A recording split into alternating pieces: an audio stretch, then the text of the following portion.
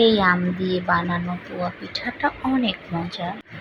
এই আমের সিজনে আপনারা একবার বানিয়ে তো খেতেই পারেন, একবার বানিয়ে খেয়ে দেখুন, না খেলে বুঝবেন না যে এটা কত মজার পিঠা।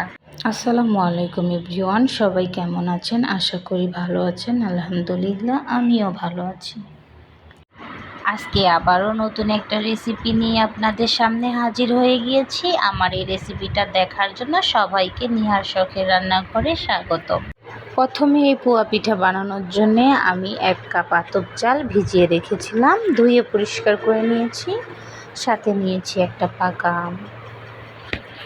এই যে আমি আমটা ছিলে পিস পিস করে কেটে নিচ্ছি। দেখতে পাচ্ছেন আমটা আমি কেটে নিয়েছি। এখন ব্লেন্ডারে আমি ভেজানো আতপ চালটা দিয়ে দিচ্ছি। এখন কেটে রাখা আমটা দিয়ে দিচ্ছি। এটা এখন ব্লেন্ড করে নিব। এই যে আমি ব্লেন্ড করে নিয়েছি। এখানে আমি মেজারমেন্ট কাপের 1 কাপ আটা দিয়ে দিচ্ছি। শুধু চালের গুঁড়ো দিয়ে বানালে পিঠাটা শক্ত হয়ে যাবে। দিয়ে দিচ্ছি 1 কাপ পরিমাণ চিনি। আপনারা মিষ্টিটা যে যেমন খান ঠিক সেরকমই দিতে পারেন। দিয়ে দিচ্ছি স্বাদ মতন লবণ। অনেকে মিষ্টিতে লবণ খায় না, আমার কাছে লবণ দিলে ভালো লাগে। মেজারমেন্ট কাপের 1 কাপ উষ্ণ গরম পানি দিয়ে দিচ্ছি। পানিটা বেশি গরম হলে চলবে না, আপনার আঙ্গুলের সয় ঠিক এরকম গরম। আমি একটা হ্যান্ড মিক্সার দিয়ে এটা মিক্স করে নিচ্ছি। আপনারা চাইলে চামচ দিয়েও করতে পারেন। ব্যাটারটা ভালো করে মিক্স করতে হবে, দানা দানা থাকলে হবে না, ব্যাটারটা পাতলা থাকলে হবে না, একটু ভারী টাইপের করতে হবে। আমি দেখিয়ে দিচ্ছি কতটা ভারী করবেন। দেখে নিশ্চয়ই বুঝতে পারছেন যে আমি কতটা ভারী করেছি।